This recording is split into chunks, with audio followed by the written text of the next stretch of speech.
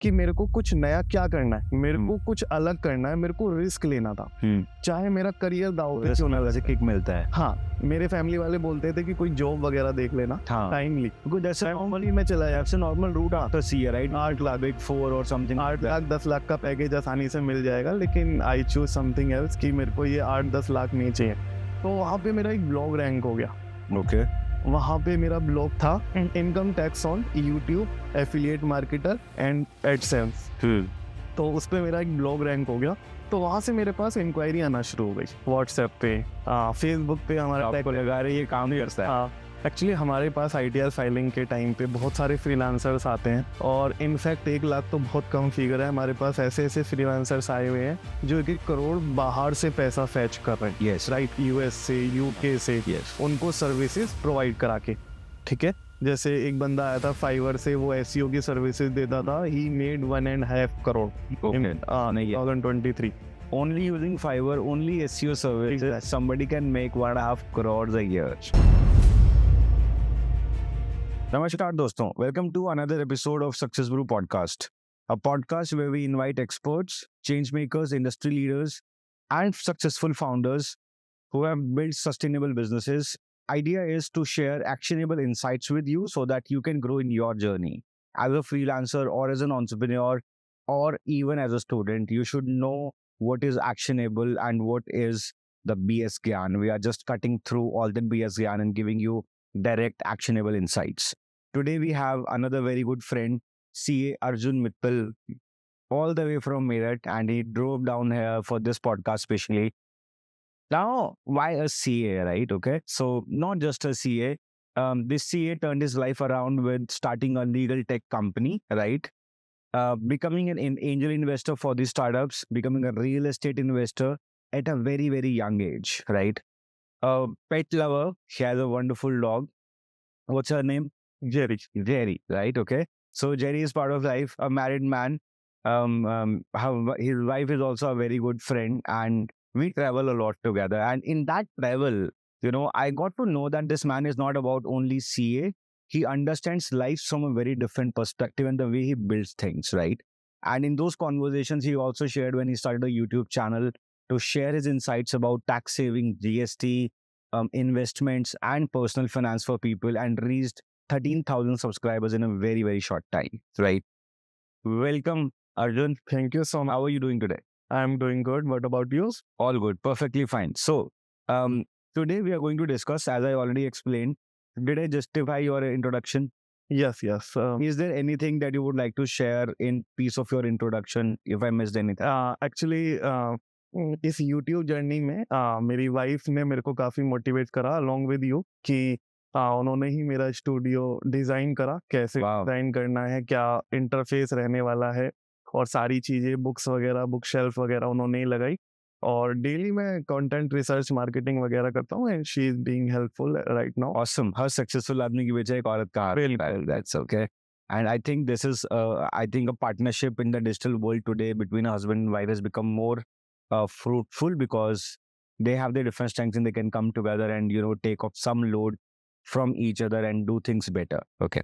So Arjun, so today this podcast is divided into three different segments, right? To get real nice insights from Arjun, right? Okay. This is not about his only story and journey. 3 different segments. So what you will take away after listening to this podcast are these 3 things. 1, Arjun's journey as a CA and how a CA can start a legal company rather than just practicing it for some big 4 and killing his life for a 350-hour month. Okay. Second part is how, as a freelancer, entrepreneur, early stage founder, what kind of legal structures do you need, and which will save you a lot of money or will make you a lot of money in the future. Because you may be starting small tomorrow, and tomorrow you become a Zepto or Zomato of the world. If your legal structures are not solid enough, you can lose a lot, right? And third segment, we will talk about Arjun's YouTube journey as a chartered accountant, a busy man with lot many clients.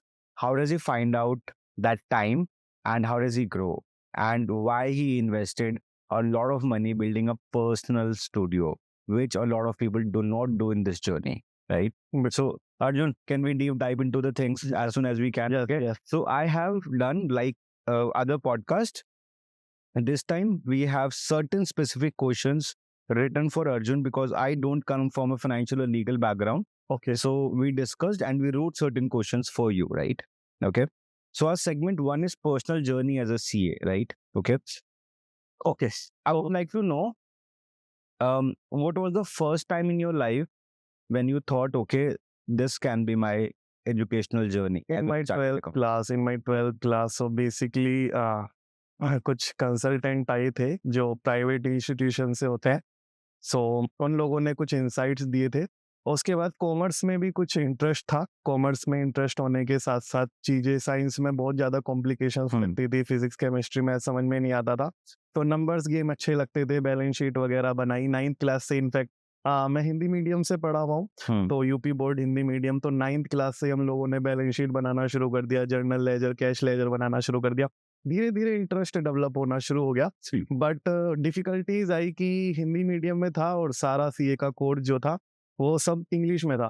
तो जब मैं CA entrance की preparation के लिए गया था, तो मेरे को आज भी याद है कि सभी टीचर्स इंग्लिश में पढ़ा रहे थे और मैं ये देख रहा था कि मेरे को ये समझ ही नहीं आ रहा, रीजन बीइंग लैंग्वेज बैरियर है। Wow. सो उन सबको और Even when finance was the interest, हाँ, the language barrier can kill a career. Exactly ऐसा नहीं है, आईसीआई हिंदी में भी देता है, स्टडी मटेरियल वगैरह हिंदी में भी मिलते हैं, लेकिन इंग्लिश एक ऐसी लैंग्वेज है जहाँ पे वाइडली एक्सेप्टेड होती है और सारे प्राइवेट कोचिंग इंस्टीट्यूशन सब वही ओपन करते हैं। तो हम तीनों दोस्तों ने, बचपन के दोस्त हैं, करण और अर्पण भी थे साथ में मेरे, तो उनके साथ मैंने एंट्रेंस दिया। एंट्रेंस देने के बाद हमारा फर्स्ट टाइम पे वो क्रैक हो गया अरे एंट्रेंस। तो हमारे साथ आईसीएससी सीबीएसई बोर्ड के बच्चे थे जिनकी इंग्लिश बहुत लाजवाब थी, बहुत एडवांस थे, तो हमने उनके साथ कॉम्पीट करा, अपना निकाला। उसके बाद इंटरमीडिएट होता है सीए का इंटरमीडिएट, सीए का इंटरमीडिएट में फर्स्ट टाइम पे ही हमारा इंटरमीडिएट भी क्लियर हो गया, लेकिन मेरे दोनों दोस्तों की जर्नी साथ में छूट गई। okay. सो अब फिलहाल एक दिल्ली पुलिस में एक अपनी खुद का बिजनेस सेल्फ एम्प्लॉयड है। उसके बाद हमारी क्या इंटर्नशिप्स होती हैं, एक सीए के यहाँ हमें काम करना होता है लगातार 3 सालों तक। हमें प्रैक्टिकल अप्रोच बहुत जल्दी उसमें दे दी जाती है कि आप जाओ कॉर्पोरेट्स के ऑडिट करो, Yes. उनके कंप्लाइंसेस देखो, क्या कंप्लाइंस फॉलो हो रहे नहीं हो रहे, इंटरनल ऑडिट करो उनके। तो वो एक्सपोजर पूरा 3 साल का, इनफैक्ट 2.5 ईयर का मैंने प्रैक्टिकली लिया। तो वहां से चीजें मेरे माइंड में जो डेवलपमेंट हुआ वो शुरू हो गया कि भाई अब कैसे काम करना है आगे जाके, मेरे बॉस कैसे काम कर रहे हैं, कैसे डील कर रहे हैं, मुझे कैसे डील करना है। उसके बाद फिर सीए फाइनल का एग्जाम, उसके बाद अपनी ऑनलाइन खुद की लीगल कंसल्टेंसी फर्म का आइडिया मुझे इनफैक्ट माई ऑनलाइन सीए के फाउंडर देवयश पटेल के थ्रू आया। So he is a founder of My Online CA, a leading legal tech startup in the legal tech firm. तो उनकी मैं वीडियोस वगैरह देखता था, उनकी साइट को मैंने एक बार एक्सप्लोर करा, उनके बिजनेस मॉडल को, उनके इंटरव्यूज वगैरह देखे। उसके बाद क्लियर टैक्स भी था, उनके अलावा लीगल रास्ता, कई सारी लीगल कंसल्टेंसी फर्म थी। उसी बीच मैंने टैक्स एडवाइजरी खुद का online legal consultancy platform start करा। इनिशियल लेवल पे हम कंटेंट बनाते थे, तो मैं ब्लॉग वगैरह लिखता था। मैं वीडियो कंटेंट बहुत बाद में बनाया, पहले मैं ब्लॉग लिखता था। तो मैंने देखा कि मैंने इनफैक्ट वो चीज़ सीखी जो मेरे डोमेन की नहीं थी। मैंने खुद से वेबसाइट बनाई वर्डप्रेस पे, बिल्कुल नॉर्मल सी डोमेन लेके यूट्यूब पे ही सीख के, और उसके बाद मैंने खुद से ब्लॉग लिखने स्टार्ट करे। उसमें ग्रामेटिकल मिस्टेक भी होती थी काफ़ी ज़्यादा, उस समय पे चैट जीपीटी वगैरह नहीं था। It's in 2019, right? तो वहाँ पे मेरा एक ब्लॉग रैंक हो गया। Okay. वहाँ पे मेरा ब्लॉग था income tax on YouTube, affiliate marketer and AdSense. तो उस पे मेरा एक ब्लॉग रैंक हो गया। तो वहाँ से मेरे पास इंक्वायरी आना शुरू हो गई व्हाट्सएप पे, फेसबुक पे हमारा आपको लगा रही ये काम नहीं करता है। हाँ, इंस्टाग्राम पे हमारा पेज था। तो वो लोग ढूंढ रहे थे कि भाई कोई बंदा मेरे को पर्सनली 101 समझाए, नॉट जर्नली, पर्सनली 101 समझाए कि मेरे को कैसे ऑपरेट करना है। तो वहाँ पे जो क्लाइंट आ रहे थे, वहाँ पे एक क्लाइंट आया मेरे पास, तो वो आज मेरा बहुत अच्छा दोस्त है मोहित मनुजा। तो उनकी खुद की यूएस में ऐप वो हो गई थी, रैंक कर गई थी, तो वो एडसेंस से अच्छा पैसा छाप रहे थे। सो दे मेड अराउंड 2.5 करोड़। तो उन्होंने अपना फाइनेंस मैनेज करने के लिए मेरे को दिया। तो वो मेरा फर्स्ट एक इस टैक्स एडवाइजरी की जर्नी में मेजर ब्रेक थ्रू था, जहाँ से हमारी जर्नी स्टार्ट हुई। अब इतना बड़ा फंड अगर हमने उनको अच्छे से कंसल्ट करा, अच्छे से फाइलिंग करी, कंप्लाइंसेस करे, तो हमें प्रोफेशनल फीस भी उसी के अकॉर्डिंग मिली और हमें एक पोटेंशियल नजर आई। मैं और मेरा ब्रदर मेरे साथ में ही है, काश मित्तल। तो हमें एक पोटेंशियल नजर आई कि भाई कंटेंट क्रिएशन में दम है, कंटेंट क्रिएशन अगर हम करते हैं तो उसमें दम है और हमें इसके अंदर जाना चाहिए, आगे परस्यू करना चाहिए। फिर मैं ब्लॉग लिखता था इनिशियल लेवल पे, वर्डप्रेस पे खुद के ब्लॉग लिखे। ये कौन सा साल था, कब की बात? 2019, 20, 21 लॉकडाउन। तो 2019-20 लॉकडाउन में भी ब्लॉग्स काम कर रहे थे। कोविड में मैंने एक भी दिन वेस्ट नहीं करा। सो ये आपने एक जेनरिक वेबसाइट खुद सीखा यूट्यूब से? बिल्कुल, खुद डोमेन लिया, सीखा वर्डप्रेस साइट प्लगइन कैसे लगाना है और अपना ब्लॉग लिखना स्टार्ट कर, कि रैंक हो गया, एग्जैक्टली। कीवर्ड कैसे कुछ नहीं पता था, मैंने यूट्यूब पे देखा कि भाई कीवर्ड ना। तो ये जो क्वालिटी है, राइट, इसको हम नॉर्मली हमारे अभी कल्चर में हसल बोलते हैं, हसलिंग, राइट? कि कुछ नहीं भी पता है, will go to YouTube, will figure out, will do something without worrying about the outcome कि क्या होगा, मेहनत तो करेंगे। बिल्कुल है ना।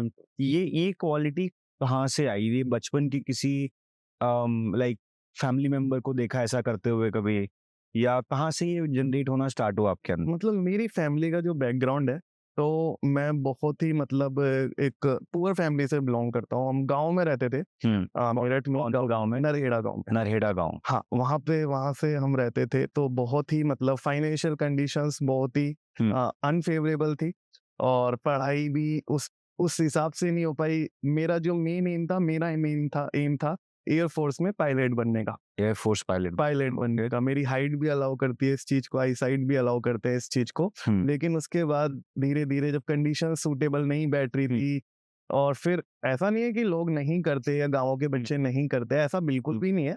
लेकिन फिर धीरे धीरे जैसी चीजें होती रही, मैं उस फ्लो में आगे बढ़ता गया। यहाँ पे मजा आने लगा काम करने में, पैसा आने लगा।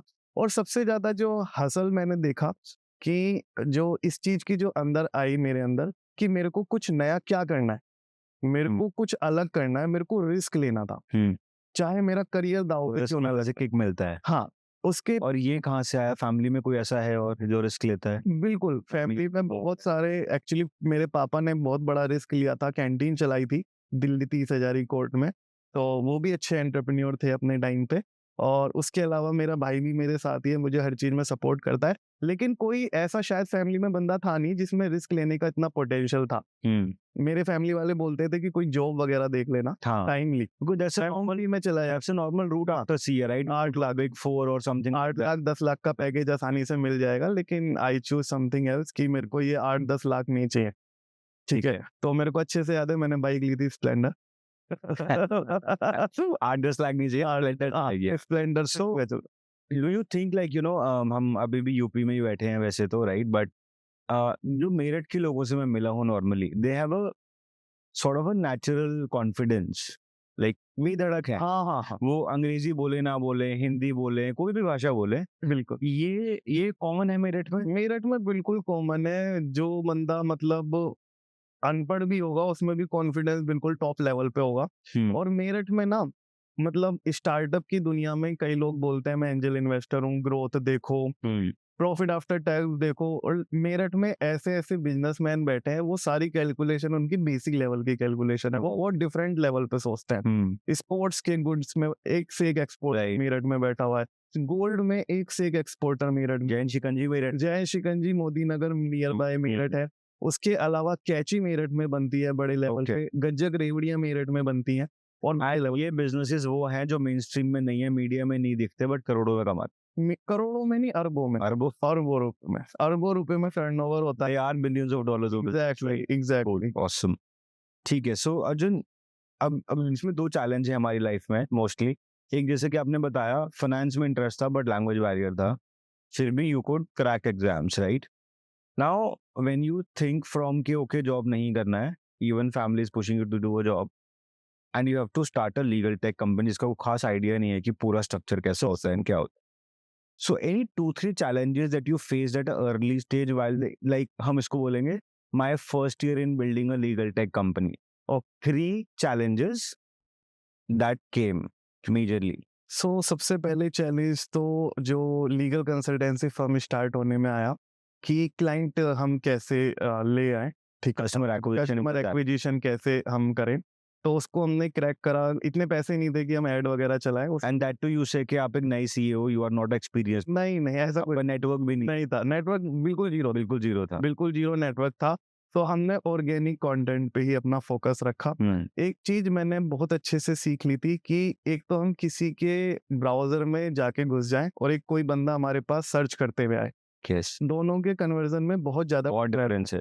तो अगर कोई बंदा सर्च करते हुए हमारे पास आ रहा है, यानी उसे हमारी नीड है। यस। और अगर उसे वो ही पर्सन मिल जाए जो उसकी प्रॉब्लम सोल्व कर सकता है, तो ही इज रेडी टू पे, राइट। तो हमने ऑर्गेनिक पे ही अपना कंट्रोल, क्लोजिंग रेशियो भी बढ़ जाता है और प्रीमियम भी बढ़ जाता है। दोनों चीजें बढ़ जाती है, which ultimately impacts your and revenue, कि आपका टोटल रेवेन्यू बढ़ जाता है। उसके बाद हमारा जो काम करने का तरीका था, क्विकली हमने काम कर दिया, इंस्टेंटली हमने सारा वर्क डन कर दिया। उसके बाद धीरे धीरे नेटवर्किंग बढ़ती गई, उन्होंने हमारा नंबर रेफर करा अपने फ्रेंड को, अपने रिलेटिव्स को। तो दैट चेन और चेन जो है वो बहुत ज्यादा, मतलब आईटीआर के सेगमेंट में वो चेन बहुत ज्यादा तेजी से बढ़ी, बहुत जीएसटी के सेगमेंट में बहुत तेजी से बढ़ी, कंपनी इनकॉर्पोरेशन के सेगमेंट में बहुत तेजी से बढ़ी। तो ये तीनों segment, legal, tech, industry, and I have personally seen your pricing, it is much more effective than any CA in Delhi, Gurgaon, Bangalore and all. So, and a CA is a CA, right? The degree has a similar value. बिल्कुल Wherever you work doesn't matter. So, first challenge was initial lack of network and customer acquisition. Exactly. What was the, like, when it scaled, when these people started coming in, what was the next challenge? उसके बाद आता था हमारे पास next challenge कि भाई इतना सारा काम आ गया, तो अब हम कैसे करें। हम तो बिजी हो जाए, हम कस्टमर से भी बात कर रहे हैं, हम ब्लॉग भी लिख रहे हैं और हम काम भी कर रहे हैं, तो मतलब बहुत ज्यादा डिले होना शुरू हो गया। तो एक्चुअली छोटी सिटीज का फायदा ये होता है कि लोगों को जरूरतें ज्यादा होती हैं और उनकी अर्निंग कम होती है। तो हंग्री पीपल, तो हमने उनके साथ एज ए फ्रीलांसर उनको हायर करा।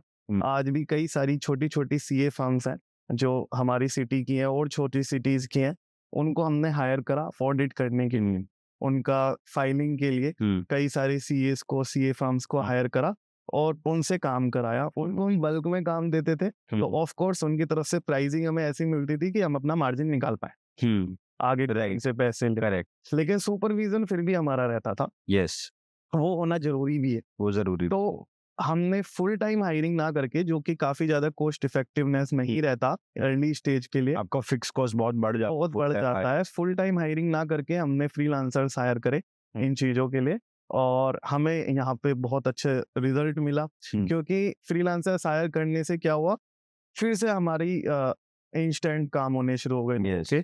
फिर से हमने उनको फटाफट काम डिलीवरी देनी शुरू करी उनके काम की। उसके बाद थर्ड चैलेंज हमारे पास सबसे बड़ा आया कि भाई अब इस ग्रोथ को हम 2x1 ग्रोथ हमारी हर साल हो रही थी, अब इसको 10x कैसे किया जाए।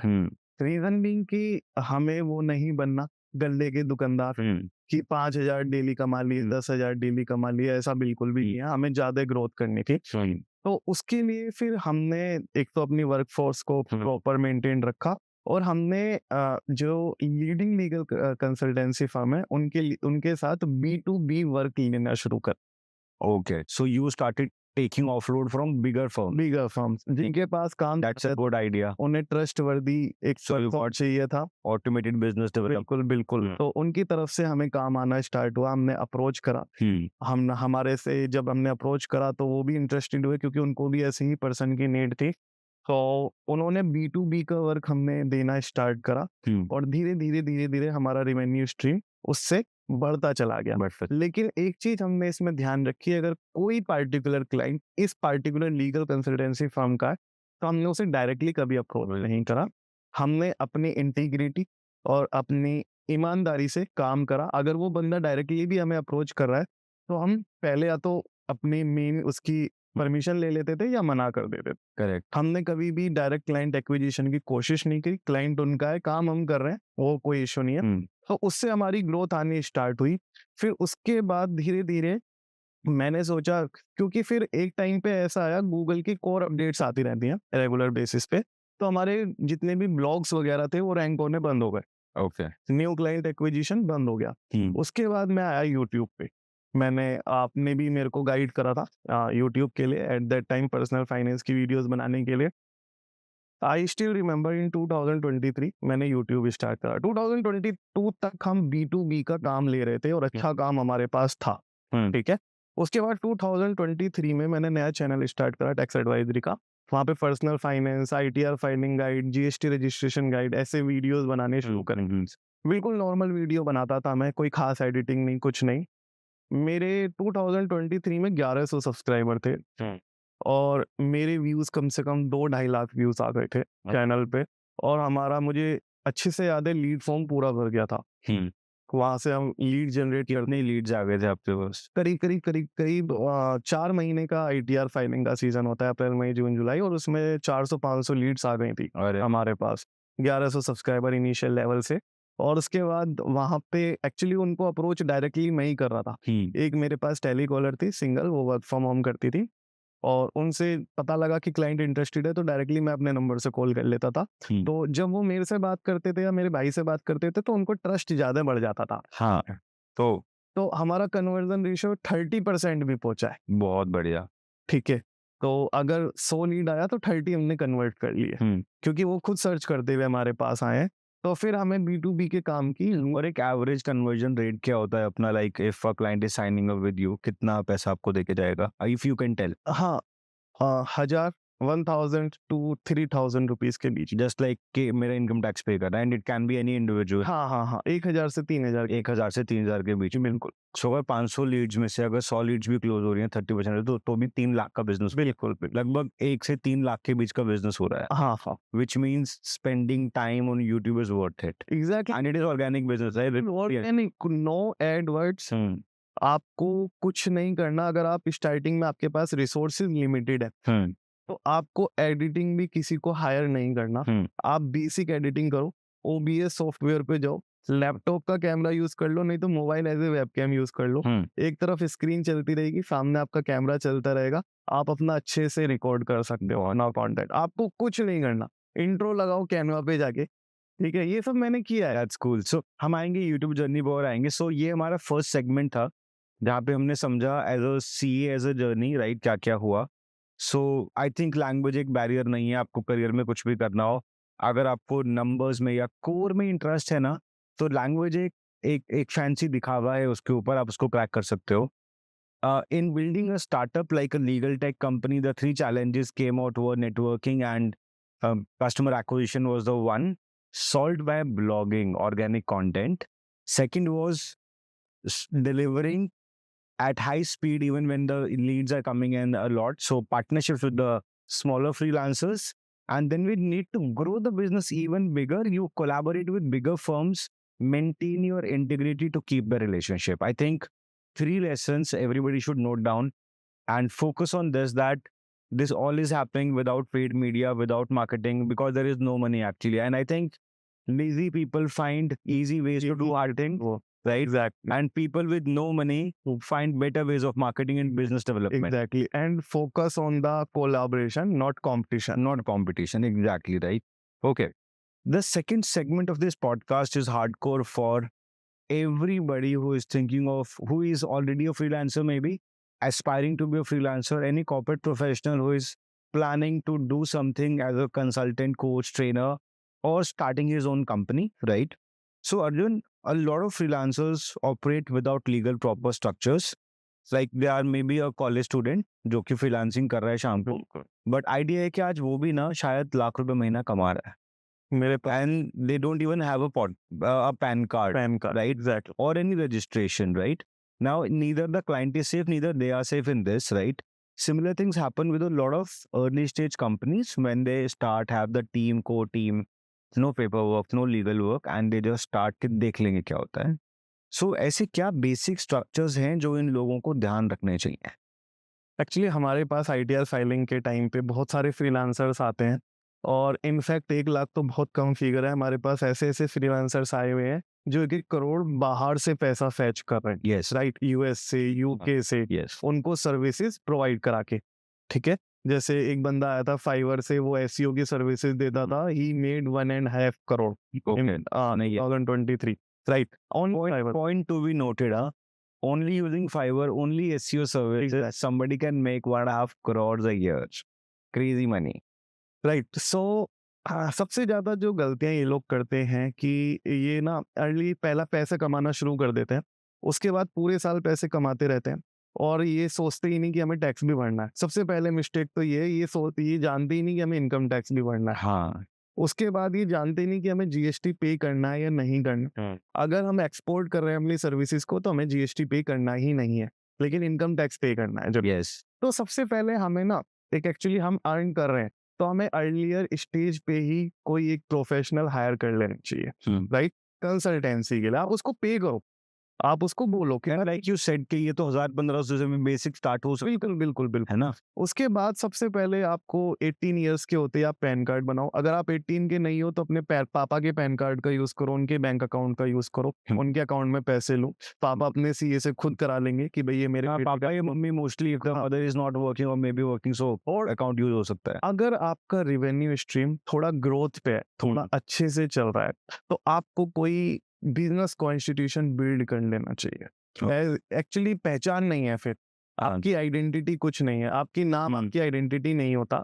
आपकी बिजनेस, अगर आप प्रोफेशनल और बिजनेस वर्ल्ड में हो तो आपका बिजनेस कॉन्स्टिट्यूशन आपकी आइडेंटिटी होता है। बिजनेस कॉन्स्टिट्यूशन से मेरा मतलब है proprietorship, partnership, LLP, OPC, private limited company, any कोई सा भी बना सकते हो आप, बहुत इजी है बनाना। प्रोप्राइटरशिप कुछ एग्जैक्टली फर्म नहीं होती। अगर आपने नॉर्मल पैन कार्ड पे प्रोप्राइटरशिप का जीएसटी ले लिया तो वो प्रोप्राइटरशिप फर्म बन गई। किसी और ये करने में कितना पैसा लगता है? 1,000-1,500 रुपए।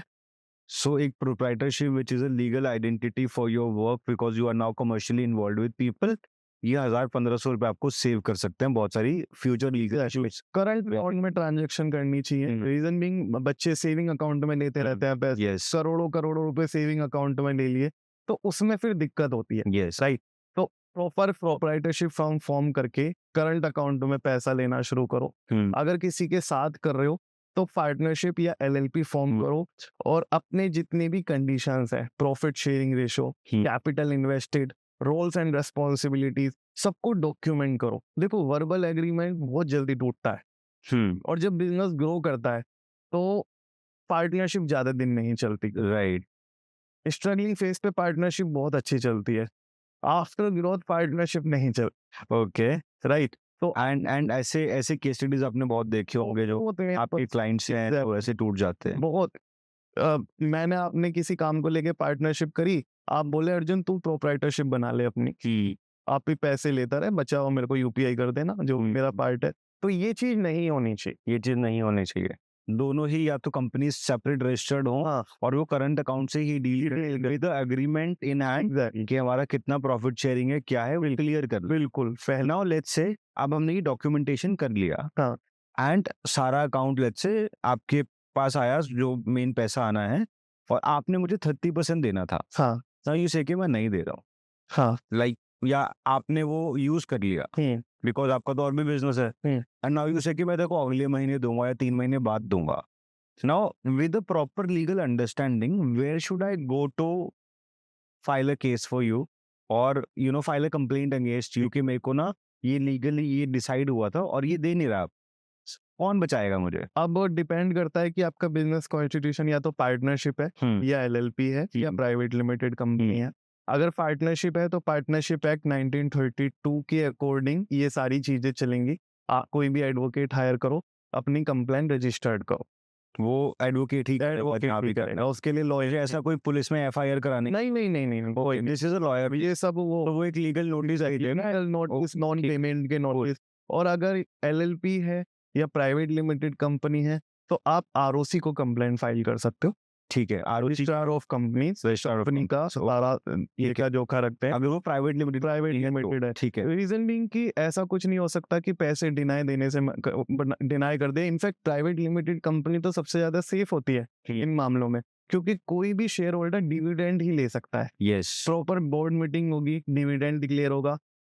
ये हो सकता है कि अगर आप कंपनी में डायरेक्टर हो तो आप सैलरी विड्रॉ कर सकते हो, वो भी लिमिट में, है ना। तो प्राइवेट लिमिटेड इस चीजों में सबसे ज्यादा सेफेस्ट होता है। आपका पैसा, और प्राइवेट लिमिटेड कंपनी होती भी सेपरेट लीगल एंटिटी है, यस, तो आपकी जितनी भी पर्सनल एसेट एंड लायबिलिटी है उनका कोई लेना देना नहीं होता। अगर कंपनी पे कोई डेप्ट है तो वो कंपनी पे है, आपको सेव रखेगा। आपकी पर्सनल एसेट Right. पे कोई आंच नहीं आने की। ठीक है। तो उसके लिए कंप्लेंट, देखो किसी ने नॉन पेमेंट के चलते, आजकल गवर्नमेंट ने बहुत सारी चीजें ले आई हैं नॉन पेमेंट के चलते। एमएसएमईज में किसी व्यापारी का पैसा अगर मर जाए तो नॉन पेमेंट में वो एमएसएमई में अगर रजिस्टर्ड है, क्योंकि एमएसएमई आधार नंबर है। उद्योग एक्चुअली क्या है, एमएसएमई की क्लासिफिकेशन बहुत वाइड है। 10 करोड़ तक स्मॉल है, यस 100 करोड़ तक माइक्रो है, तो इस तरीके की डेफिनेशंस है। हर कोई फॉल करता है, यस। भाई 500 1000 का जो फॉल नहीं करेगा। अगर मैंने एक प्रोवाइडरशिप भी बनाई हुई है और चाहे मैं एक छोटा सा ये स्टूडियो ही रन करता हूँ तो भी मैं एमएसएमई में आ गया। एग्जैक्टली है ना? और एमएसएमई की अलग कोर्ट्स बनी हुई हैं डेडिकेटेड, ओके।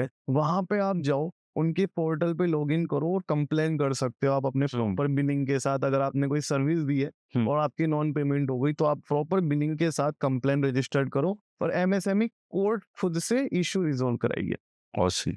सो ये जो छोटा सा मेरा इन्वेस्टमेंट है और अंडरस्टैंडिंग का टाइम इन्वेस्टमेंट है to get the legal work done, अगर कुछ गलत होता है और कोई पार्टनरशिप में बेईमाना होता है या कुछ भी होता है तो ये मुझे लॉन्ग टर्म में सेव कर सकता है। बहुत। अगर आप वर्बल एग्रीमेंट्स कर रहे हो, आप विश्वास पे चल रहे हो, तो वो तो टूटेगा ही और उसमें आप कुछ भी नहीं कर सकते। उसमें आप कुछ कर नहीं सकते अगर वो टूटा तो कुछ भी नहीं। अगर चल रहा है तो चल रहा है, चल रहा है तो चल रहा है, हाँ, चल रहा है टूट गया तो टूट गया तो कुछ नहीं कर सकते। फिर वो जो भी करना है वो भी आपको पर्सनल लेवल पे ही करना। एक्चुअली फाउंडर्स के लिए सबसे ज्यादा क्या होता है कि कोई भी को फाउंडर अगर बना रहा है तो सबसे ज्यादा क्या करते हैं कि वो एग्रीमेंट बना लेते हैं कंपनी से अलग, एक्सटर्नल, उसकी भी कोई वैल्यू नहीं है। ओके। अगर आप कंपनी में आ रहे हो एज ए डायरेक्टर आ रहे हो तो proper as a director add हो company. As a shareholder आ रहे हो तो मेमोरेंडम ऑफ एसोसिएट में एज ए सब्सक्राइबर आपको ऐड होना चाहिए। वर्बल एग्रीमेंट या रिटन एग्रीमेंट भी ऐसे केस में काम नहीं करेगा। सो लेट्स से आज कोई स्टार्टअप स्टार्ट कर रहा है, राइट? ओके। एंड उसके पास एक को-फाउंडर भी है and they will go and start with a let's say a private limited company straight forward. Exactly. उनको एक इंसान परमानेंट चाहिए जो उन्हें ये सब बताता रहे, या कल को वो ईसॉप से साइन किसी को कर रहे हैं तो उनको वो भी एक लीगल एग्रीमेंट बनाना है सबके साथ। तो इसका एक monthly retainer for a CA, क्या उसमें सीएस की भी जरूरत होती है? हाँ, एक लेवल का टर्नओवर क्रॉस करने के बाद 100 सीआर का टर्नओवर क्रॉस करने के बाद एक परमानेंट सीएस कंपनी में रखा जाना चाहिए एज पर द गाइडलाइन। लेकिन हम बात कर रहे हैं अर्ली स्टार्टअप, जिसने अभी वो स्टार्ट किया है आइडिया एमवीपी स्टेज, जो अपनी जेब से 10 लाख 15 लाख डाल के स्टार्ट कर रहा है, या फिर शायद फ्रेंड्स एंड फैमिली से 10-15 लाख जुगाड़ के स्टार्ट कर रहा है और कुछ सीड फंड्स उठा रहा है 20-25-30 लाख 50 लाख। उनके लिए ये सब लीगल काम का एक मंथली रिटेनर कितना होना चाहिए? Let's say if somebody comes to you, what's an average monthly retainer, कि उन्हें डर ना लगे और उनको पता रहे कि इसका वैल्यू मुझे लॉन्ग टर्म में क्या मिले। देखो जो एवरेज टिकट साइज होती है, देखो सीए प्रोफेशनल को हायर कर लेना चाहिए, ठीक है, उनका कोई ज्यादा खर्चा नहीं होता एज कंपैरिजन टू जितनी वो वैल्यू प्रोवाइड कराते हैं आप। ओके। ठीक है, ज्यादा से ज्यादा 10 से 15 हजार रुपए ईयरली अगर आप अर्ली स्टेज पे हो। Accounting, GST filing, income filing, not accounting. नहीं, मैं ये सोच रहा हूँ कि उस टाइम पे उनको जो भी चाहिए, ओके, राइट, उसका एक एवरेज लाइक साल का कितना खर्चा हो? 35K max to max. 35 जो कवर हो जाए 50,000 पूरे साल। एक्चुअली इसका भी मैं तुम्हें एक प्रैक्टिकल एग्जांपल देता हूँ। एक कंपनी आई मेरे पास, तो एक्चुअली उनके पास कोई प्रॉपर कंसल्टेंट नहीं था, अच्छा कंसल्टेंट नहीं था, वो फ्रीलांसर अपने किसी से जीएसटी फाइलिंग करा रहे थे और वो मेटा पे एड्स चलाते थे। तो उन्हें लेटर ऑन पता चला जो मेटा का एड हमारा चल रहा है उस पर जीएसटी नंबर ही नहीं है जो हम पेमेंट कर रहे हैं, तो उन्हें इनपुट टैक्स क्रेडिट नहीं मिल पाया। उन्हें 18 लाख रुपए का लॉस हुआ इनपुट टैक्स क्रेडिट ना होने के चक्कर में। उनके सीए ने चेक ही नहीं करा कि परचेज के बिल हमारे आने, सर्विस तो हम डिलीवर कर रहे हैं, हाँ, लेकिन परचेज भी तो चेक होनी चाहिए ना जीएसटी पोर्टल पे, वो चेक ही नहीं हुई। अब 18 लाख रुपए आपने 6 महीने में गंवा दिए जो आपको मिल सकते थे। मेटा ऐसी कंपनी नहीं है जो आपके बिहाफ पे बिल रिवाइज करेगी, आपकी करेक्ट नहीं करेगी। आपने जो इन्फॉर्मेशन दे दी है मेटा उसी के बिहाफ पे बिल जनरेट कर करेगा। अब आप अगर 50,000 तो बहुत छोटा टिकट है, अगर आप 1 लाख भी देते एक अच्छे सीए को और 18 लाख, क्योंकि कंट्रीब्यूशन नजर नहीं आता क्योंकि सर्विसेज इंटेंजिबल है। यस, कंट्रीब्यूशन नजर इसलिए नहीं आता, सर्विसेज इंटेंजिबल है, टैंजिबल कस्टमर को लगता है कि कुछ मिला नहीं, मिला नहीं, फिजिकल कुछ प्रोडक्ट हाँ। नहीं मिला, यस, एडवाइस मिली का, एडवाइस मिली खाली, तो वैल्यू नहीं है। करेक्ट, लेकिन लॉन्ग टर्म में बहुत वैल्यू है। यस, मेरे पास कई लोग आते हैं कि अर्जुन जी मैं तुम्हें अपने इस प्रोजेक्ट में शामिल करना चाहता हूँ फ्रॉम द स्क्रैच। तो मैं यही बोलता हूँ कि मैं ओनली कंसल्टेंट हूँ, मैं आपको टाइम नहीं दे पाऊंगा एक्टिव होने का, फिर आपके साथ गलत होगा। तो आप मुझसे कंसल्ट कीजिए, आपको जो चाहिए आप मुझे ऑन बोर्ड कर लीजिए, आप बोलो मुझे महीने में 2 घंटे चाहिए, 3 घंटे चाहिए, मैं आपको प्रॉपर डेडिकेटेडली दूंगा, आपको गाइड करूंगा सारी चीजों में, गवर्नमेंट की स्कीम्स के बारे में बताऊंगा, अवेयर करूंगा। कोई आपके इंडस्ट्री की कोई गवर्नमेंट की स्कीम आ रही होगी उसमें अप्लाई कराने में आपकी हेल्प करूंगा, करेक्ट, राइट। तो ये सब मैं वैल्यू ही तो दे रहा हूँ, यस। ये value long term consultant, your job is to guide them, guide, काम तो उन्हीं को करना पड़ेगा, बिल्कुल ध्यान रखना पड़ेगा उनको, बिल्कुल। ठीक है। सो to conclude this segment for any freelancer entrepreneur or any aspiring business owner, I would say like a complete term is business owner. You should have a legal entity, and I think कोई अपना unique name सोच लेते उसको trademark भी करा, उसे trademark भी वो नाम सेफ रहेगा उसका, right. Again trademark is like 4500 government fee and another 2-3,000 for a CA fee, right, बहुत ज़्यादा नहीं होती है। So have a trademark, save your identity, which can become a $1 billion identity tomorrow, because we have seen cases where just these things have made millions of dollars for people. You can register a proprietary firm, a partnership firm, a LLP, OPC. OPC is a one-person company. I run such a company, OPC, or a private limited company where you have multiple stakeholders and different founders, right? So this will save you, and then you need different agreements whenever you do a partnership with someone. Think that this is a partnership and it needs to be legally bound, like a marriage certificate you need. So it needs to be legally bound, and to be legally bound you need a legal expert, right? So you don't go and buy medicines without a prescription, right? If you do, it's wrong actually for your health. So अगर आप सोच रहे हो कि वो ChatGPT से आप legal document निकाल लोगे, गूगल से सर्च कर लोगे, कोई दूसरा फ्रीलांसर ना अपने एग्रीमेंट का टेम्पलेट बेच रहा है, वो खरीद लोगे, which is wrong, right? And Arjun, how should we stop this movement of people saying, I have a template of a legal agreement to use this on a Google document? Okay, right. So इसका कोई proper देखो format ऐसा कुछ नहीं है। Education platform ने किसी के साथ एग्रीमेंट करा तो ये जरूरी नहीं है किसी एडवर्टीजमेंट कंपनी के काम आ जाएगा। Exactly. ड्राफ्टिंग जो होती है वो बहुत सब्जेक्टिव होती है, पर्सन टू पर्सन डिफर करती है, सब्जेक्ट टू सब्जेक्ट अलग होती है, ठीक है। आप फॉर्मेट भी कर रहे हो लेकिन जरूरी नहीं आपने वही सारी चीजें कॉपी पेस्ट करनी है। फॉर्मेट भी कर सकते हो आप, लेकिन उसके अंदर बहुत सारे चेंजेस हो जाते हैं, क्योंकि वो चेंजेस अकॉर्डिंग टू इंडस्ट्री, क्या टर्म्स एंड कंडीशंस है, क्या आपकी पॉलिसीज है और कैसे आपको आगे चल के बढ़ना है, ये सारी चीजें ड्राफ्टिंग में आपकी क्लियर होनी चाहिए। Right. और ड्राफ्टिंग इस तरीके से होनी चाहिए कि समझ में आए सबको, क्योंकि वो ही बेस बनती है कल को लिटिगेशंस में। Correct. जो ड्राफ्टिंग आज आपने करी जिसपे साइन करे एग्रीमेंट पे, वो ही बेस बनती है कि आपकी आगे चल के कैसे केस की प्लीडिंग होगी। Right. अब अश्नीर ग्रोवर का जो केस चल रहा था भारत पे के फाउंडर्स के साथ, जो उनका इन्वेस्टर्स के साथ केस चल रहा था, उस केस में एग्रीमेंट्स वगैरह सारी चीजें कवर हुई और बाद में सेटलमेंट हुआ, राइट।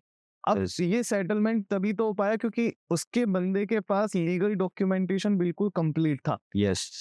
राइट। इसके अलावा मेटा के इनिशियल स्टेज पे भी उनके फाउंडर्स में इक्विटी को लेके बहुत सारे डिस्प्यूट हुए थे, राइट। तो वो डिस्प्यूट्स भी इसलिए हैंडल हो गए क्योंकि उन्होंने LLC इनकॉर्पोरेट किया हुआ Yes. At that. And I think ये हर स्टार्टअप के साथ, हर स्टार्टअप के साथ किसी ना किसी लेवल पे, बिकॉज या तो दो दोस्त कॉलेज में स्टार्ट कर रहे हैं, they start on trust.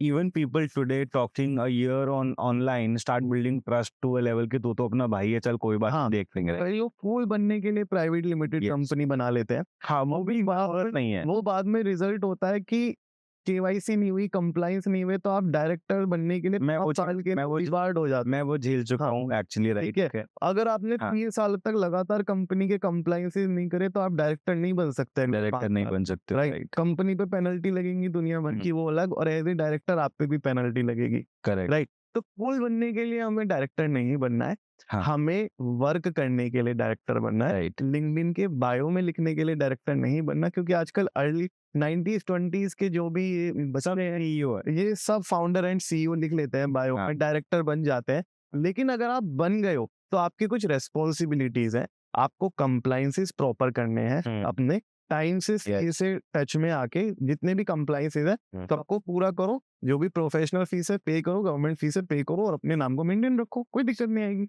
So, last concluding lesson from this segment is authority comes with a responsibility. So, if you are taking that authoritative designation for yourself, it comes with a lot of legal responsibilities. Learn them, make a chart, have it on your workboard. So, कोई भी ऐसी चीज़ है ना जो आपके knowledge की नहीं है, जिसको आप बहुत ज़्यादा याद नहीं रख सकते, टेक अ प्रिंट आउट, अपने वर्क डेस्क पे चिपका लो उसको। हर हफ्ते एक बार देखते रहो, 6 महीने में you will learn them properly. Make sense? Better idea? बिल्कुल Right? Cool. So अब चलते हैं, अभी हर स्टार्टअप को पैसा रेज करना होता है, राइट? सो वो लोग एंजल्स के पास भी जाते हैं। तो एक तो because you are also an angel investor, right? एक तो किस किस टाइप के फंडिंग होते हैं, like you also mentioned a bit about government grants and regional grants. बिल्कुल। किस किस टाइप के फंडिंग होते हैं, राइट?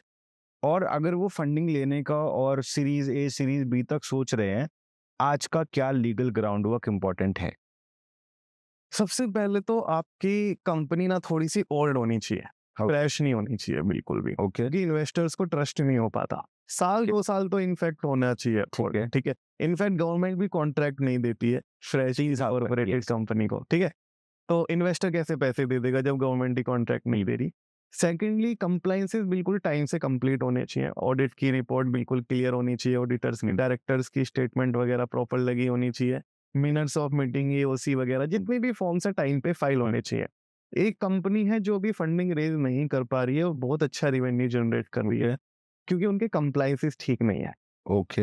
हाँ, कंप्लायंसेस में गड़बड़ है, कंप्लायंसेस को पहले ठीक करना पड़ेगा, उसके बाद ही वो फंडिंग रेज हो सकता है। टैक्स एडवाइजरी वेबसाइट पर अगर कोई जाता है तो do you have a document where all these things are listed and they can download? हाँ, एग्जैक्टली, आप कंप्लायंसेस वगैरह के पूरा कंप्लायंस कैलेंडर डाउनलोड कर सकते हो। टैक्स एडवाइजरी की टेलीग्राम चैनल पे जाके कंप्लायंस कैलेंडर डाउनलोड कर सकते हो, ठीक है। ठीक है। अब जब हम रोड मैप देते हैं फंडिंग के लिए, रोड मैप क्या रहेगा? देखो, आपके पास आइडिया है, आप आइडिया स्टेज पे हैं, या आपने प्रोटोटाइप बना लिया है, या आप प्री रिवेन्यू स्टेज पे हैं। सबसे ज्यादा जो मैटर करता है वो करता है फाउंडर। इन्वेस्टर कभी बिजनेस पे पैसा भी लगाते हैं, लेकिन साथ में फाउंडर्स के लिए भी पैसा लगाते हैं। तो आपका ड्यू डिलिजेंस बिल्कुल अच्छा होना चाहिए, राइट। कि आपका इन्वेस्टिगेशन होगा, being a founder, being a director, आपके ऊपर कोई क्रिमिनल चार्जेस नहीं होने चाहिए, क्योंकि हमारे पास ड्यू डिलिजेंस के भी क्लाइंट आते हैं। राइट। आपने कोई ऐसा नहीं है किसी अदर कंपनी में डायरेक्टर होके उसके साथ नॉन कंप्लायंस कर दिए, अब आप फ्रेशली नई कंपनी में आ गए तो आपके पुराने पाप धुल जाएंगे, ऐसा नहीं होना चाहिए। आपके कंप्लायंसेस पूरे सही होने चाहिए। दूसरा जो इसका सबसे बड़ा रोड मैप है, जो गवर्नमेंट की स्कीम्स है, आजकल गवर्नमेंट काफी सपोर्ट कर रही है स्टार्टअप्स को, लेकिन गवर्नमेंट के साथ दिक्कत क्या है कि आपको परस्यू बहुत करना पड़ता है, फॉलो अप बहुत करना पड़ता है। जैसे गवर्नमेंट की सीड फंडिंग स्कीम है, जहाँ पे 20 लाख रुपए तक की ग्रांट मिलती है, लो रेट पे इंटरेस्ट पे हमें लोन मिल जाता है। यूपी इन्वेस्ट के नाम से यूपी गवर्नमेंट की स्कीम्स है, फंड्स स्टार्टअप्स को फंड करने के लिए। ये उनके लिए हैं जिनका स्टार्टअप यूपी में रजिस्टर्ड है। ओके। ऐसा हर स्टेट का है, इनफैक्ट हर स्टेट ने लॉन्च कर दिया है। Yes. एक दो स्टेट को मान लो कि नहीं किया है, राजस्थान गवर्नमेंट ने किया हुआ है, पश्चिम बंगाल, हरियाणा गवर्नमेंट ने भी, हरियाणा भी आ गया है। अच्छा, इसके साथ ही आपको परस्यू करना पड़ेगा प्रॉपर। अब जैसे सीड फंड की बात कर लो, सीड फंडिंग में कोई भी अप्लाई कर सकता है। seedfunding.startup.seedfunding.gov.in पे जाके अपनी पिच डेक लगाओ, एक अच्छा सा प्यारा सा अपने बारे में वर्ड पे फाइल बना के अपलोड करो। हम कौन सी प्रॉब्लम सॉल्व कर रहे हैं, हम क्या है, हमारा रेवेन्यू सेगमेंट क्या है। और सबसे बड़ी बात, सरकार फंडिंग देने से पहले ये सोचती है कि ये बंदा एम्प्लॉयमेंट कितना जनरेट कर सकता। अच्छा, तो अगर सरकार से पैसा लेना है तो हमें ये सोचना है कि इसमें सरकार के लिए क्या है। सरकार का आइडिया है कि सरकार का जो एजेंडा है वो है एम्प्लॉयमेंट जनरेशन सबसे पहले। इम्पैक्ट क्या बना रहे हो? तो सरकार आपको इम्पैक्ट का पैसा दे रही है, आपके बिजनेस का नहीं दे है ना सरकार। हाँ, सोशल इम्पैक्ट कर रहे हो, राइट। ठीक है। तो सबसे पहले ये असेसमेंट होता है, ठीक है। उसके बाद जब आप अगर गवर्नमेंट पे को परस्यू करते करते थक गए हो, तो आप प्राइवेट इन्वेस्टर्स के साथ जा सकते हो, ठीक है। कई सारी कंपनियां हैं जो एज ए मीडिएटर काम करती है फंडिंग के लिए, और मेरा उनके साथ एक्सपीरियंस बिल्कुल भी सही नहीं रहा। रीजन मीन कि एक दो कंपनी को छोड़ दो तो कई सारी कंपनीज ऐसी हैं जो फंडिंग नहीं करा रही हैं एक्चुअल में। हाँ, तो बोल रहे हैं वो अपफ्रंट कुछ फीस ले लेते हैं बिल्कुल बिल्कुल एंड उसके बाद सक्सेस फीस अलग से मांगते हैं, हाँ, लेकिन एक्चुअली उनके पास कंट्रोल नहीं है कंट्रोल कराने funding. Nobody can actually promise. तो देखो, एंजल इन्वेस्टिंग तो बहुत सिंपल है, आप रिलेटिव से उठा सकते हो, पापा के दोस्तों से उठा सकते हो। एंजल इन्वेस्टिंग तो इज समथिंग कि आप डिस्कस कर रहे हो कि भाई मुझे ये काम कर रहा हूँ, इसमें इतने पैसों की जरूरत है, अगर लग जाए तो इतना रिवेन्यू आएगा, तो दिस इज एंजल इन्वेस्टिंग। उसके बाद जब वीसी लेवल की इन्वेस्टिंग होती है तो उसमें प्रॉपर टर्म शीट वगैरह के साथ हमें वीसी फर्म्स को टारगेट करना चाहिए। उनके जितने भी वीसी फर्म के वो हैं, शार्क टैंक एक अच्छा प्लेटफॉर्म है। आजकल शार्क टैंक पे बहुत जल्दी एंट्रेंस मिल जाती है अगर आप जेन्युइन प्लेटफॉर्म हो तो। राइट, आपको उसमें जाना है एंड और कुछ नहीं, आपको दुनिया जानेगी तो सही। हाँ, दुनिया अरे मतलब मैं एक मेटा के इवेंट में था D2C में, तो एक स्टार्टअप है कोपारो और एक स्टार्टअप है पीतल। पीतल में ईमेल हमारी कम्युनिटी से है। हाँ, अमित जैन ने इन्वेस्ट करा है पीतल में, और कोपारो में शायद अमन गुप्ता वगैरह ने इन्वेस्ट करा था, आई डोंट नो। अब वो लोग अपना एक्सपीरियंस शेयर कर रहे थे, जैसे ही उनका ऑन एयर हुआ एपिसोड, उनके वेबसाइट पे इतना रश आया, उनकी सारी इन्वेंट्री खाली हो गई। यस, राइट, ऐसे ही कोपारो क्या है कि होम क्लीनिंग प्रोडक्ट्स बनाती है, यस, उसमें भी इतना रश आया, ठीक है। अब उनकी सेल क्या है, एकदम से पुश हुई, बढ़ी। अब आपका प्रोडक्ट अगर दमदार होगा, अच्छा लगेगा उनको, तो रिटर्न भी करेंगे, आपके पास वापस से लेने आएंगे, ठीक है। तो आप अगर एक बार ऑन एयर हो गए, यस, आप एक तो लाखों लोगों की नजरों में आ गया आपका ब्रांड, आपकी खुद की प्रेजेंस बन गई मार्केट। पैसा तो लोग ही दे देंगे, पैसा तो कस्टमर ही हाँ, देंगे। कस्टमर ही दे देंगे। यस, इसके अलावा गवर्नमेंट के कई सारे इंक्यूबेशन सेंटर्स चलते हैं, और सबसे बड़ी बात आती है नेटवर्किंग। नेटवर्किंग। आज हमने प्रवीण के साथ सुबह हाँ, यही बात की, पूरा दिन बैठ के नेटवर्किंग। नेटवर्किंग सबसे ज्यादा फंडिंग में काम आती है, सबसे ज्यादा नेटवर्किंग। अगर आपके नेटवर्क नहीं है, आप फंडिंग नहीं ले। अगर आपके नेटवर्क अच्छे हैं, लोग आपको ट्रस्ट नहीं कर पाए, पैसा मोटा है ना, आपका रेफरेंस मैं दूं किसी इन्वेस्टर्स, करेक्ट, कि भाई ये अच्छा बंदा है, इसका अच्छा बिजनेस है, आप इसमें इन्वेस्ट कर सकते हो, आपके डोमेन का है, तो एक अलग इम्पैक्ट जाएगा जब आप डायरेक्ट अप्रोच करोगे। तो सबसे ज्यादा इंपॉर्टेंट रखता है नेटवर्किंग। और नेटवर्किंग कैसे करनी है, नेटवर्किंग कैसे बढ़ानी है हमें, कई सारी फैक्टर्स काम करते हैं नेटवर्किंग में। अपनी प्रेजेंस बढ़ानी है आपको, ठीक है। इसके अलावा अपने सेम डोमेन के जितने भी टॉप लीडर्स हैं, उनको परस्यू करना शुरू करो, उनको देखना शुरू कर दो, अपने कॉम्पिटिशन को देखना शुरू कर दो, उन्हें लिंक्डइन पे फॉलो करना शुरू कर दो। उनसे एक बार कोशिश करो कि आपकी प्रेजेंस उनके सामने आ जाए किसी तरीके से, जो आपकी इंडस्ट्री के लीडर्स है, जो लोग आपकी इंडस्ट्री के लीडर्स और जो फंडिंग उठा चुके हैं, they are the best people to guide you कि आपको क्या स्ट्रक्चर की जरूरत पड़ेगी और क्या नहीं पड़ेगी। एंड हाई चांसेस हो सकता है वही आप में इन्वेस्ट कर दे, और learning becomes the investment pitch sometime. बिल्कुल, कई बार तो ऐसा होता है, वो बंदा आपको देखता है थ्रेट आपके बिजनेस के लिए, वो आपकी कंपनी खरीद लेता है, एक्विजिशन हो जाता है आपका।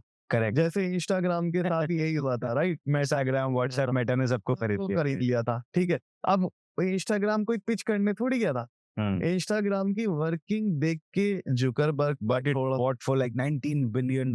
उस टाइम पे स्टेक बहुत ज्यादा था, रिस्क बहुत ज्यादा था, लेकिन आज के टाइम में 100 बिलियन पर ईयर भी तो जनरेट हो रहा है। यस, लेकिन ऐसा नहीं है कि वो एज इट इज जनरेट हो रहा है, मेटा ने रिसोर्सेज लगाए, इनोवेटिव माइंड लगाया, और बिल्कुल जब यूट्यूब का शॉर्ट आ गया और टिकटॉक आ गया, उस टाइम पे एक रील फीचर दिया 1 मिनट का, जो कि उसको टिकटॉक को भी वो कर गया, पीछे कर दिया उसने, और यूट्यूब शॉर्ट को भी पीछे कर दिया। रीजन बीइंग कि अब फेसबुक से क्या है, जो जेनजी है, जिसे हम जेनजी बोलते हैं, वो फेसबुक से हटके इंस्टा पे सारी यंगर जनरेशन है, ओल्डर जनरेशन भी है, ऐसा नहीं है, ठीक है। मेरी मदर भी यूट्यूबर है, छोटे छोटे व्लॉग बनाती है।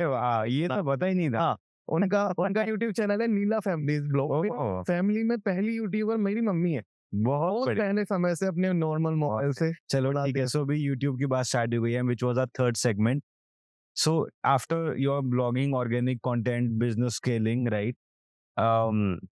everything, you started working on a YouTube channel also. Right? Exactly. And as for of my knowledge, you have invested very good amount in your studio as well, Exactly. like having a digital board and buying a new phone as a camera, right? Exactly.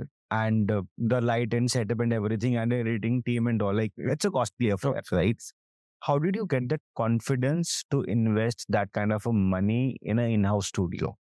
Okay so 2023 और 24 मेरा काफ़ी अच्छा गया YouTube point of view से, जिसमें हमने client acquisition काफ़ी करे। तो जब हमारे पास 100-200 क्लाइंट आए तो हमने सोचा कि ये 1000 भी कन्वर्ट हो सकते हैं, 2000 भी कन्वर्ट हो सकते हैं।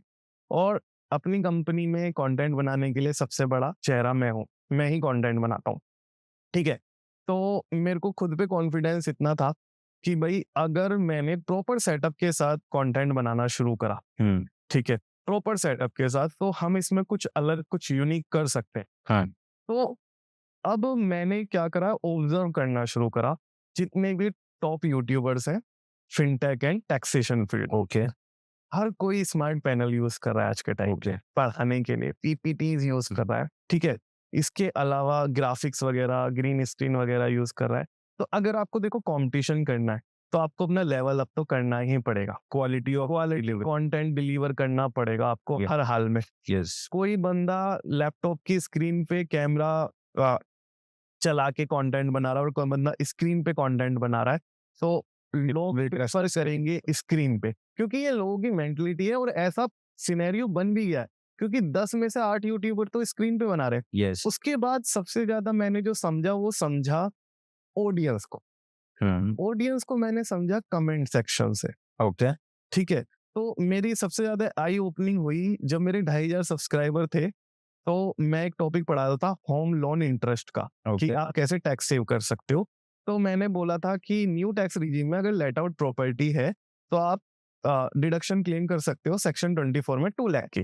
तो एक कमेंट आया कि लेट आउट का मतलब तो बता दो, ठीक है। अब मैं इस चीज को मैं नहीं बताया वीडियो में, रीजन बीइंग वीडियो जितना शॉर्ट रहेगा एसईओ पॉइंट ऑफ व्यू से अच्छा रहता, ठीक है। लेकिन उसने मेरे को ये सिखाया कि भाई ऑडियंस बहुत सरल और स्पष्ट भाषा में बात करना पसंद, हाँ, उसको टेक्निकल लैंग्वेज नहीं आती है। यस। और ये हम जैसे लोगों के लिए बहुत नॉर्मल हो गई है चीजें, लेकिन आज भी हिंदुस्तान का एक बहुत बड़ा तबका हिंदी भाषी है। यस। सरल एंड स्पष्ट भाषा में फाइनेंस को सुनता है, देखता है, समझता है, ठीक है। मैंने हिंदी में पीपीटी बनाना स्टार्ट। अरे वाह। ठीक है, मैं खुद से मैंने अपने मेरे पास पूरी डिजिटल मार्केटिंग की टीम है, एडिटर है प्रॉपर, ठीक है, जो ग्राफिक डिजाइन करता है, थंबनेल डिजाइन करता है, वीडियो एडिट करता है। मैंने बोला कि अब हम कंटेंट हिंदी में बनाए, ठीक है। तो हमने कंटेंट, बहुत बेसिक कंटेंट बनाए। क्रेडिट कार्ड को कैसे यूज करें ताकि ना इनकम टैक्स का नोटिस, यूपीआई से क्या अनलिमिटेड पेमेंट लेने पे आ सकता है इनकम टैक्स का नोटिस। इस तरीके से हमने बहुत ही, घर में कितना कैश रख सकते हो, बहुत ही जर्नल टॉपिक, और उसका हमने कंटेंट क्रिएट करना शुरू करा हिंदी में। पीपीटी कोई देख नहीं रहा है, लोग तो आपको सुनने के लिए आए, हाँ। पीपीटी कोई देखने के लिए नहीं आया। लेकिन बैकग्राउंड में अगर हिंदी चल रहा है तो सामने वाले पर्सन के माइंड में इम्पैक्ट जा रहा है कि मैं इससे रिलेट करता हूँ। हाँ, नहीं तो इंग्लिश देखते हो तो कहता है मेरे को तो समझ नहीं आती, बोलता हूँ हिंदी में रहा, वो सब केवल सिनेरियो का, उसे हिंदी में दिखाई भी देगा तो ज्यादा अच्छा है। और प्लस डिस्क्रिप्शन में भी हिंदी डालो, उसको समझाओ टॉपिक ये है, हिंदी में डाला कि भाई ये हमने इसमें बात करी है। तो ऑडियंस ने इसको हाथों हाथ लिया, बहुत बढ़िया, वायरल होते चले गए, बैक टू बैक। पिछले 5 हफ्ते में क्या हुआ? 5 हफ्ते में 10K, 12K, 13K and so on चलता रहा। सो from 3-4,000 to actually 13,000, this jump happened within past 5 weeks. Exactly, right? Last 5. So again, I have said it many times, the journey of content is always, the first year is very, very slow. And once you can work like Arjun, thinking from the customer's point of view, from the audience point of view, and from a non-salesy point of view, that you just want to educate them on micro topics. I think, Arjun, a lot of experts make this mistake. They think कि ये तो छोटा सा topic है, इसका क्या बताना है? Exactly. ये ही ज्यादा इम्पोर्टेंट है। छोटे टॉपिक को बढ़ाने में ज्यादा इम्पोर्टेंस है। इनफैक्ट आप एक बड़ी चीज को कवर कर रहे हो, कोई बड़ा टॉपिक, और उस टॉपिक को 10 पार्ट में छोटी छोटी डिटेल कवर कर रहे हो, यस, तो आपके पास कंटेंट ज्यादा हो गया, प्लस ऑडियंस जो सिंपल माइंडेड है, ये ऑडियंस टेक्निकल माइंड नहीं, नहीं है। ऑडियंस सिंपल माइंड है, वो आपके यार आज भी हिंदुस्तान में शायद आई थिंक टेक्निकल एजुकेशन में 15-20 लाख बच्चे ही जाते हैं, एग्जैक्टली सिंपल है एजुकेशन ना, और अब 150 करोड़ है। हाँ एग्जैक्टली ऑडियंस सिंपल पसंद करती है। और आप पहले साल यूट्यूब चैनल स्टार्ट करोगे, मैं कह रहा हूँ पहले साल से रिजल्ट मिलेगा।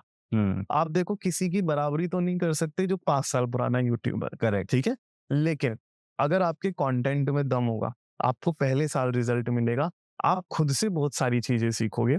सेकेंड ईयर आप 2x3x की ग्रोथ करोगे, लेकिन थर्ड ईयर की जो ग्रोथ होगी ना वो 10x ग्रोथ होगी। तो ये पूरा का पूरा सिस्टम हमारा ना सर अल्बर्ट आइंस्टाइन वाला है, the power of duplication. Duplications, तो पावर ऑफ डुप्लीकेशन में बोलते हैं अगर 1 रुपए को हर रोज दुगना करोगे, डबल करोगे, हाँ तो 1 होगा, 2 होगा, 4 होगा, बहुत छोटा दिखता है, 21 दिन तक, 21 दिन तक करो, बहुत छोटा करोड़ों तक जाता है, फिर 21 दिन तक 20 लाख रुपए बनता है, 20 लाख पर सिर्फ 20 लाख। हाँ लेकिन 30 दिन में 107 करोड़ होता 107 करोड़, है, राइट। एग्जैक्ट, नाउ ये 9 दिन का वेट करना बहुत बहुत जरूरी है। ये पेशेंस रखना बहुत जरूरी है। And I think as an entrepreneur patience is the only thing you need, because शेष is the you need to build with a lot of shit that is coming towards you every single day. बिल्कुल It can be legal, it can be disputes, बिल्कुल it can be family pressures of getting married or making more money or getting into a job, exactly. right? और वैसे भी competition का time है, और जो भी जमाना जो चल रहा है उसके अकॉर्डिंग आपको ढालना पड़ेगा अपने अपने आप को। आप चैट जीपीटी यूज करो, नहीं आता तो चैट जीपीटी यूज करना सीखो। इनफैक्ट चैट जीपीटी सिखा रहा है कि मुझे कैसे यूज करे, राइट। चैट जीपीटी बता रहा है कि प्रॉम्प्ट कैसे देने हैं मेरे को, Right. तो दुनिया में बस आपको ना करने की अंदर आपके पोटेंशियल होने चाहिए, क्षमता, एक हम Basically an attitude of figuring out. बिल्कुल Figure out क्या इसके नहीं आता कोई बात नहीं, सीख लेंगे, करो, लड़ो, सोचो, right? अपना अकेले में बैठ के खुद से एनालिसिस तो करो। अर्जुन आप बहुत सारी चीजें करते हो, you run a company, you are also consulting your clients personally, right? ठीक है, you are doing content, you are managing your family as well, you are recently married person, right? And I think it's a Valentine week, I'm inviting all the married people to my podcast and they're gonna kill me, okay? So how does, like, this is last 5 minutes of this podcast, I want to understand, while doing so many things, do you feel stress? Yes, हफ्ते में, week में एक दिन तो stress feel करता ही करता हूँ मैं, लेकिन एक्चुअली क्या है, टाइम मैनेजमेंट इसमें बहुत बड़ा एक रोल है। मैं सुबह 7 बजे उठ जाता So I wanted to understand, that was my next, that what's your day look like? हाँ, मेरा सुबह 7 बजे मैं उठ जाता हूँ। मैं नहीं उठता, लेट हो जाता हूँ, तो मेरी वाइफ मुझे उठा देती है कि अब तुम्हें उठना है, तुम्हारा टाइम हो गया। मैं उठता हूँ, फ्रेश वगैरह होता हूँ, उसके बाद मुझे चाहिए चाय, और फिर मैं लैपटॉप लेके बैठ जाता Okay, सुबह सुबह ही Okay. 7:30 बजे तक मैं लैपटॉप लेके बैठ जाता हूँ। उसके बाद मैं कंटेंट की रिसर्च करता हूँ, क्या लोग सर्च कर रहे हैं, टूल्स यूज करता हूँ, जैसे fresh mind, you are using the content research. Research में Okay. SEM रश यूज करता हूँ, Ahref यूज करता हूँ, Google keyword plan I got it. मैंने कभी यूज नहीं किया। हाँ। उसके बाद मैं देखता हूँ ट्रेंड में क्या चल रहा है, उसके बाद मैं अपने एडिटर को डायरेक्शंस देता हूँ कि भाई अब मेरे को ये कंटेंट चाहिए। कुछ कंटेंट टेक्निकल होता है तो मैं वर्ड फाइल में खुद बना देता हूँ, उसको वो पीपीटी में कन्वर्ट कर देता है। कुछ कंटेंट मैं खुद बना लेता हूँ, तो इस तरीके से मिक्सअप चलता है। उसके बाद फिर नाश्ता वाश्ता करके फ्रेश वगैरह, नाश्ता वाश्ता, उसके बाद मैं शूट करता हूँ 1 से 1.5 घंटा डेली। सो आप डेली सुबह जो आपका पहला काम है घर से निकल के, सो ये स्टूडियो आपका घर में है? घर में ही स्टूडियो है, सो घर में ही फ्रेश मूड से आप पहले शूट करता हूँ फ्रेश मूड से। Awesome, ठीक है। उसके बाद वो 1 घंटे 1.5 घंटे अगर आप लगाओगे स्टूडियो में, तो करीब करीब 40 से 50 मिनट का आउटकम आ जाएगा। अगर आप 1.5-2 घंटा भी 2 घंटे लगाओगे तो 1 घंटे का अच्छा आउटकम आ जाएगा, बढ़िया अच्छा आउटकम आ जाएगा। उसके बाद मैं ऑफिस जाता हूँ, ठीक है, मेरी सारी टीम सेटअप है। तो अभी कितने लोगों की टीम है? मेरे पास 8 से 10 लोगों की टीम है, जिसमें सेल्स टीम है, बैक एंड पे मेरी एडिटिंग टीम है, उसके अलावा मेरे पास जो अकाउंट्स में हैंडल करते हैं बैक एंड वो टीम है। तो सबका अपना अपना वर्क बटा हुआ है, सबको पता है सर इस समय आएंगे ऑफिस में 11-12 बजे, बस क्योंकि मुझे कंटेंट प्रोडक्शन में लेट हो जाता है। उसके बाद वो खुद आते हैं, अपनी डेस्क पे बैठते हैं, अपना लैपटॉप उठाते हैं, So टीम कितने बजे आ जाती है ऑफिस में? 10 बजे 10 बजे? 10 बजे टीम आ जाती है। सेल्स वाले कॉलिंग करना शुरू करते हैं, जितनी भी कॉलिंग होती है लीड्स पे। जो इनबाउंड लीड्स यूट्यूब से मेटा एड भी यूज करते हैं। अच्छा, मेटा एड भी यूज करते हैं। Cool. उसके बाद बैक एंड वाला बंदा जो होता है अकाउंट्स में जो होता है, वो पेंडिंग क्लाइंट्स के काम को करना शुरू कर देता है। उसके बाद हमारे जो वीडियो एडिटर होता है, उनका भी प्रॉपर टास्क उनका असाइन होता है। वीडियो वगैरह को एडिटर तक पहुंचाने के लिए हम गूगल ड्राइव का पेड सब्सक्रिप्शन ले रखा है, 1 TB वाला प्लान। तो उसके अकॉर्डिंग हम उनको काम असाइन करते रहते हैं। उसके अलावा अगर हमें कुछ एडिशनल हेल्प चाहिए होती है तो हम फ्रीलांसर्स हायर कर लेते हैं। और फिर मैं रात को करीब 9 बजे घर आता हूँ। तो 12 बजे से लेकर 9 बजे तक? 9 बजे तक मेरी वर्किंग है। ठीक है। संडे को मेरा ऑफ है। संडे को ना मैं कंटेंट शूट करता हूँ, ना मैं किसी क्लाइंट से बात करता हूँ। Family day, full family day. अपने आप को फ्रेश करता हूँ, फैमिली के साथ टाइम स्पेंड करता हूँ, दोस्तों के साथ टाइम स्पेंड करता हूँ। तो ये है, लेकिन डेडिकेशन बहुत ज्यादा जरूरी है, कंसिस्टेंसी। सो सुबह 7:30 बजे से सुबह 7 से 9 विच इज 12 घंटे रोज। यस, मेरे में 6 दिन। यस मेरी sorry, like 72 hours a week. अगर मैं इतना काम नहीं करूं तो मेरे को खुद पे ऐसा लगने लगता है कि मैंने अपनी क्षमता से कम काम करा है। और मेरे को ना एक गिल्टी फील होने लगती है कि यार तुमने ना कम काम करा है इस वीक। अगर मैं खुद ये शेड्यूल अगर मैं फॉलो ना करूं।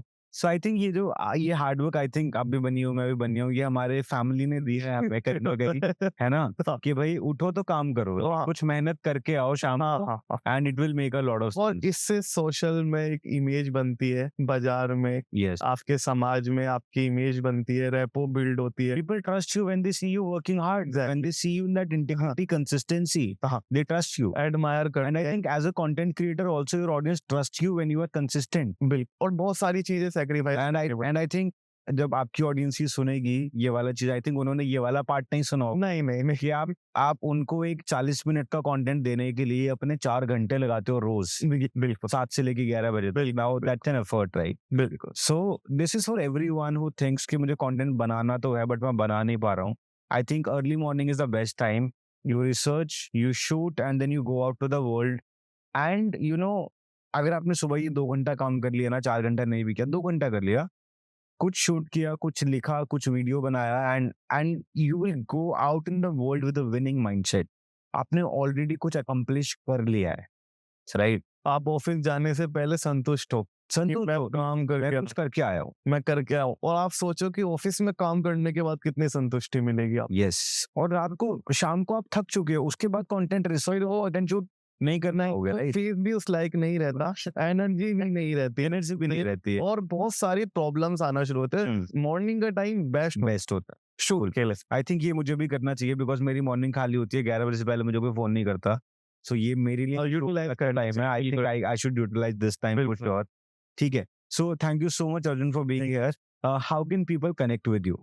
मेरा लिंक्डइन मिल जाएगा, लिंक्डइन पे कनेक्ट कर। सी अर्जुन मित्तल। हाँ, एंड टैक्स एडवाइजरी। हाँ, मेरी खुद की ईमेल आईडी है founder@taxadvisory.in। आप मुझसे कनेक्ट कर। बहुत बढ़िया।